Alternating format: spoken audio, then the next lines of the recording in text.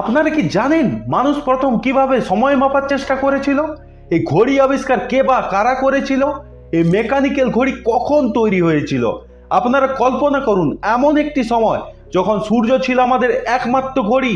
সেই প্রাচীন সূর্য ঘড়ির থেকে শুরু করে আজকের অত্যাধুনিক স্মার্ট ঘড়ি, সময়ের সাথে সাথে বিকশিত হওয়ার সেই চমকপ্রদ ইতিহাস জানতে আমাদের এই ভিডিওটি প্রথম থেকে শেষ পর্যন্ত দেখুন।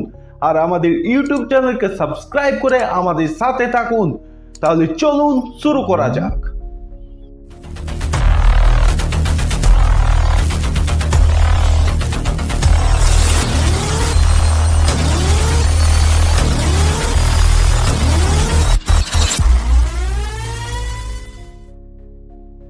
প্রাচীন কাল থেকে মানুষের সময় মাপার প্রয়োজন ছিল।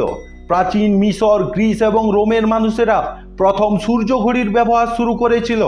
এতে একটি গুণমন বা ছায়াদণ্ড ব্যবহার করা হতো। এটি একটি লম্বা কাঠ বা ধাতুর টুকরো যা সূর্যের আলো পেয়ে ছায়া ফেলত ডায়াল প্লেট বা সময় চিহ্ন পৃষ্ঠের উপরে, এবং সেখানে সময় চিহ্নগুলি খোদাই করা থাকতো। এভাবেই মানুষেরা প্রথম সূর্য ঘড়ি ব্যবহার করে সময় নির্ধারণ করতে শিখেছিল। বন্ধুরা, প্রাচীন চীন, মিশর এবং গ্রিসের মানুষেরা জল ঘড়ি বা ক্লিসমোস্ট ব্যবহার করতে শুরু করে, যার ফলে আরও নিখুঁতভাবে সময়ের পরিমাপ করা যেত। জল ঘড়ি সাধারণত একটি জলাধার এবং একটি চিহ্নিত স্কেল নিয়ে তৈরি হতো। জল ধীরে ধীরে বেরিয়ে আসতো এবং জলের স্তর পরিবর্তনের সাথে সাথে সময় নির্ধারণ করা হতো। এরপরে মধ্যযুগের ইউরোপে বাল্ব ঘড়ির উদ্ভাবন হয়। এটি সাধারণত একটি চিহ্নিত বাল্ব ব্যবহার করে সময় নির্ধারণ করত। এতে একটি মোমের আলো ব্যবহার করা হতো।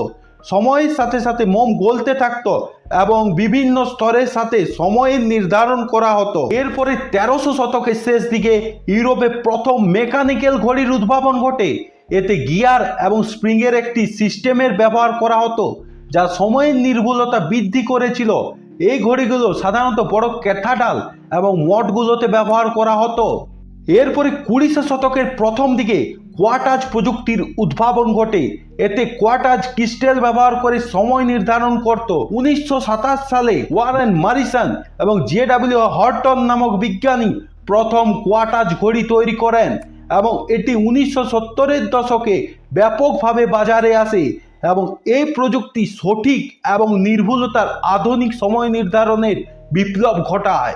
এরপরে 1970 সালে হ্যামিল্টন ওয়াচ কোম্পানি পালসার আরও একটি নতুন প্রযুক্তির উদ্ভাবন ঘটায়, ডিজিটাল ঘড়ি। এতে সময় প্রদর্শনের জন্য সংখ্যা বা ডিজিট ব্যবহার করা হয়। এই ডিজিটাল ঘড়ির মধ্যে এলসিডি স্ক্রিন এবং এলইডি লাইট ব্যবহার করা হয়, যা সময় পরিষ্কারভাবে প্রদর্শন করে।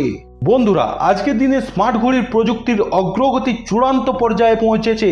এতে কেবল সময় দেখানোই নয়, বরং বিভিন্ন প্রযুক্তিগত বৈশিষ্ট্য প্রদান করে। এই প্রযুক্তির সাহায্যে আমরা স্বাস্থ্য পর্যবেক্ষণ, নেভিগেশন এবং স্মার্টফোনের সাথে সংযোগও প্রদান করতে পারি। এটি আমাদের দৈনন্দিন জীবনকে আরো সহজ এবং কার্যকারী করে তুলেছে। বন্ধুরা, সব থেকে নিখুঁত সময় নির্ধারণের জন্য আমরা এখন অ্যাটমিক ক্লক ব্যবহার করে থাকি। এতে সেকেন্ডেও নির্ধারণ করতে সক্ষম। প্রথম কার্যকারী অ্যাটমিক ক্লক তৈরি করেছিলেন পদার্থবিজ্ঞানী হার্লার্ড লিয়েনসন 1949 সালে। আমাদের স্মার্টফোনে জিপিএসে অ্যাটমিক ক্লকের সময় ব্যবহার করে আমাদের সঠিক অবস্থান জানিয়ে থাকে। ইন্টারনেটের টাইম সার্ভারগুলো অ্যাটমিক ক্লকের সময় ব্যবহার করে, যার ফলে আমরা নির্ভুল সময় পেয়ে থাকি। বন্ধুরা, ঘড়ির ডিজাইন ও প্রযুক্তির নতুনত্ব দেখা যাচ্ছে। আধুনিক ডিজাইন এবং প্রযুক্তির নতুন বৈশিষ্ট্য ঘড়ির ভবিষ্যৎকে আরও আকর্ষণীয় করে তুলেছে।